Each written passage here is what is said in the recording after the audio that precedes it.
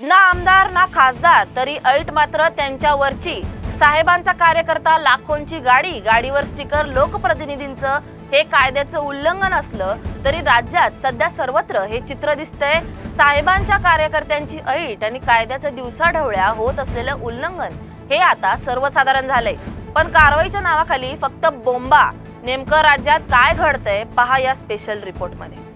हे आहेत अजित पवारांच्या राष्ट्रवादीचे सोलापूरचे जिल्हाध्यक्ष उमेश पाटील। आता या महाशयांची ही गाडी पहा, गाडीची किंमत सोडा हो, त्यावरच हे स्टिकर पहा। महोदयांना आमदार झाल्यासारखं वाटतंय। बरं आता हे झालं उमेश पाटलांचं, आता त्याच्या पुढचा प्रकार तर अजूनच धक्कादायक आहे। आता ही ऑडिओ क्लिप ऐका, त्यातला आवाज आहे नगर दक्षिणचे खासदार निलेश लंके यांचा। लंके भडकले त्याचं कारण देखील कार्यकर्त्याने गाडीवर लावलेल्या अनधिकृत स्टिकरचा जाब विचारला म्हणून। दिल्लीला आलेलो आहे ना। नाही लंके साहेब, तुम्ही स्वतः खासदार आहेत, तुम्ही आमदार पण राहिलेले आहेत, आता खासदार पण आहेत, तुम्हाला माहिती हे वापरता येत नाही दुसऱ्या व्यक्तीला।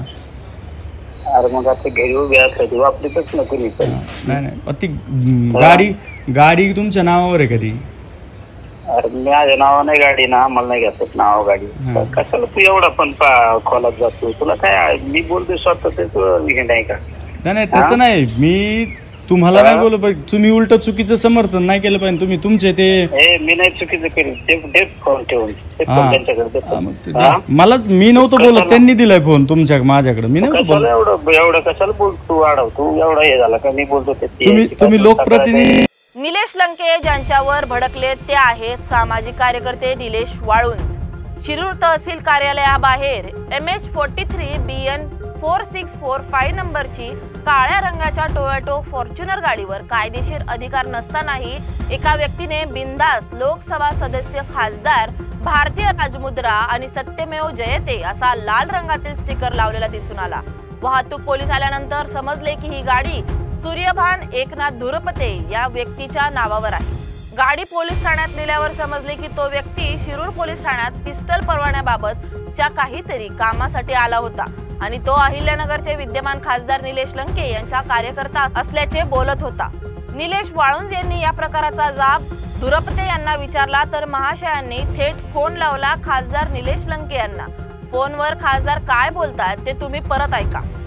दिल्लीला आलेलो आहे ना। नाही लंके साहेब, तुम्ही स्वतः खासदार आहेत, तुम्ही आमदार पण राहिलेले आहेत, आता खासदार पण आहेत, तुम्हाला माहिती हे वापरता येत नाही दुसऱ्या व्यक्तीला। अरे मग आता घरी उभी असली वापरतच नको मी पण। नाही ती गाडी तुमच्या नावावर आहे कधी? अरे माझ्या नावा नाही गाडी ना, मला नाही घेतात नाव गाडी। कशाला तू एवढा पण खोलात जातो? तुला काय मी बोलतोय स्वतः ते नाही का? नाही त्याचं नाही, मी तुम्हाला नाही बोलू पाहिजे, तुम्ही उलट चुकीचं समर्थन नाही केलं पाहिजे। तुम्ही तुमचे ते मी नाही चुकीचं करेन, फोन ठेवून मला मी नव्हतं बोलत, त्यांनी दिलाय फोन तुमच्या माझ्याकडे, मी नव्हतं बोलत। एवढं कशाला बोलतो वाढव तू? एवढा हे झाला का? मी बोलतो तुम्ही लोकप्रतिनिधी। नमस्कार, मी निलेश वाळुंज। गेल्या 1 तारखेला शिरूर पोलीस ठाण्यामध्ये कायद्याची हत्या झाली। एका खासदाराचा बेकायदेशीर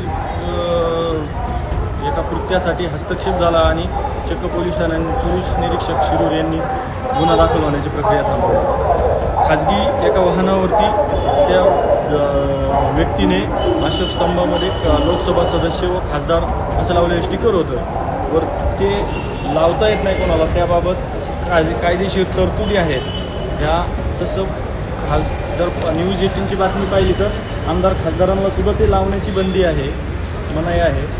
आणि तुम्ही इथे कायदेशीर त्याच्या तरतुदी आहेत। त्या भारतीय राज्य चिन्ह अयोग्य वापर प्रतिबंध कायदा 2005 आहे। त्यानंतर याच्यात दुसरी कायदेशीर तरतूद आहे, याच्यात बाकी कायदेशीर तरतुदी आहेत, म्हणजे भारतीय दंडसंहिता त्याच्यानुसार सुद्धा तो गुन्हा दाखल होतो।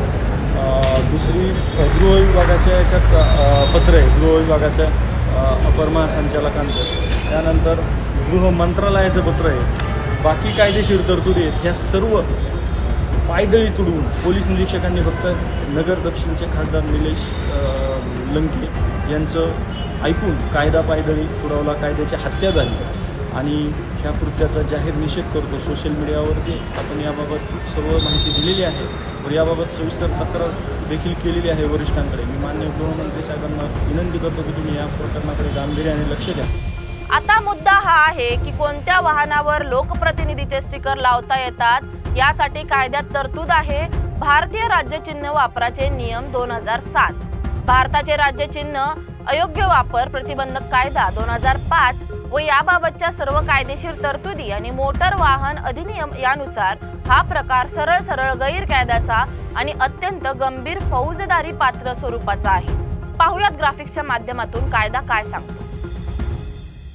केंद्र सरकार, राज्य सरकारे आणि परदेशातील राजनैतिक मिशनसह त्यांच्या संघटनांच्या कार्यालयांमध्ये वापरल्या जाणाऱ्या अधिकृत सीलमधील चिन्हांचा वापर नियंत्रित करण्यासाठी आवश्यक वाटेल त्या नियमांद्वारे केंद्र सरकार अशी तरतूद करू शकते जे विहित केलेल्या निर्बंध आणि शर्तीच्या अधीन राहून केले जाऊ शकते। या कायद्याच्या तरतुदींच्या अधीन राहून केंद्र सरकारला अधिकार असतील घटनात्मक अधिकारी, मंत्री, संसद सदस्य, विधानसभा सदस्य, केंद्र सरकार आणि राज्य सरकारांचे अधिकारी यांनी स्टेशनरीवर चिन्हाचा वापर अर्ध अधिकृत स्टेशनरीवर ते छापण्याची किंवा एम्बॉस करण्याची पद्धत सूचित करणे, चिन्ह असलेल्या अधिकृत सीलची रचना निर्दिष्ट करणे, संवैधानिक अधिकारी, परदेशी मान्यवर, 5 सरकार आणि राज्य सरकारचे मंत्री यांच्या वाहनांवर प्रतीक प्रदर्शित करण्यास प्रतिबंधित करणे, भारतातील सार्वजनिक इमारतींवर, राजनैतिक मिशनवर आणि परदेशात भारताच्या वाणिज्य दूतावासांनी व्यापलेल्या इमारतींवर प्रतीक प्रदर्शित करण्यासाठी मार्गदर्शक तत्त्वे प्रदान करणे, शैक्षणिक उद्देशांसाठी आणि सशस्त्र दलाच्या कर्मचाऱ्यांसाठी वापरासह इतर विविध उद्देशांसाठी चिन्हांच्या वापरासाठी अटी निर्दिष्ट करणे, वरील अधिकारांचा वापर करण्यासाठी केंद्र सरकारला आवश्यक किंवा योग्य वाटेल अशा सर्व गोष्टी, चिन्हाच्या डिझाईनचे तपशील आणि कोणत्याही पद्धतीने त्याचा वापर यासह करणे। आता हे झाले चिन्ह वापरण्याचे नियम। आता जर याचं उल्लंघन केलं तर शिक्षेची काय तरतूद आहे ते पाहू।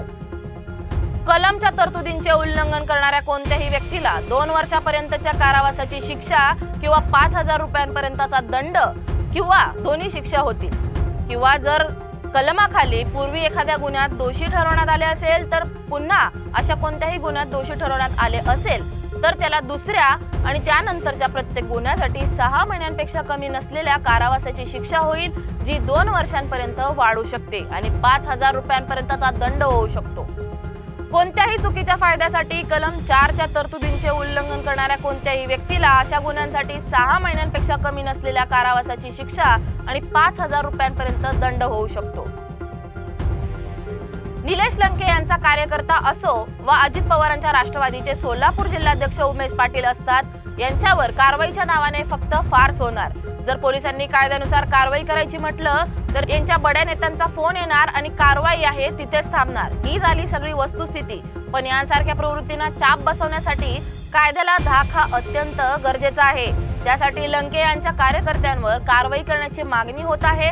संबंधित कार्यकर्त्यांवर भारतीय राज्य चिन्ह कायदा 2007, राज्य चिन्ह अयोग्य वापर प्रतिबंधक कायदा 2005 व BNS मधील तरतुदींसह मोटर वाहन अधिनियम अंतर्गत गुन्हा दाखल व्हावा अशी प्रमुख मागणी होत आहे। या निमित्ताने काही प्रश्न उपस्थित होत आहेत, ते असे की संबंधित कार्यकर्ता नेमका कोणाच्या पिस्टल परवान्याच्या कामासाठी आला होता का? त्याला पिस्टल दिले गेले आहे का? असेल तर त्याला पिस्टल कोणत्या आधारावर दिले, कोणत्या आधारावर? बेकायदेशीर चिन्ह लावून त्याचा काही आणखी गैरवापर झाला का? शिरूर पोलीस निरीक्षकांची स्वतंत्र चौकशी होणार का? BNS कलम 59 म ना से व नी 1979 नियम 3 म ना से शी व अपील 1979 विभागीय चौकशी नियम म पो अधिनियम कलम 25 अन्वये चौकशी होणार का? आणि सर्वात महत्त्वाचं म्हणजे खासदार निलेश लंके यांनी फोनद्वारे केलेला बेकायदेशीर हस्तक्षेप, नागरिकांशी कायद्याचा अवमान करून बेशिस्तपणे बोलणं हे पदाचा दुरुपयोग ठरतो।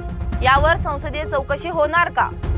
एकीकडे उमेश पाटील म्हणतात मला आमदार झाल्यासारखं वाटतंय म्हणून मी लोगो लावला, तर दुसरीकडे लंके म्हणतात कशाला खोलात जातो? पण खासदार साहेब, खोलात तर जावंच लागेल ना। शेवटी प्रश्न संविधानाचा दिलेला अधिकाराचा आहे आणि लोकशाहीत ज्यांना तुम्ही खोलात जाऊ नका म्हणून सांगत आहेत ती सामान्य जनता ही राजा आहे। पण कायदे बनवणारे जर कायदे मोडायला लागले तर आपण खऱ्या लोकशाहीत राहतो का हा प्रश्न पडणारच।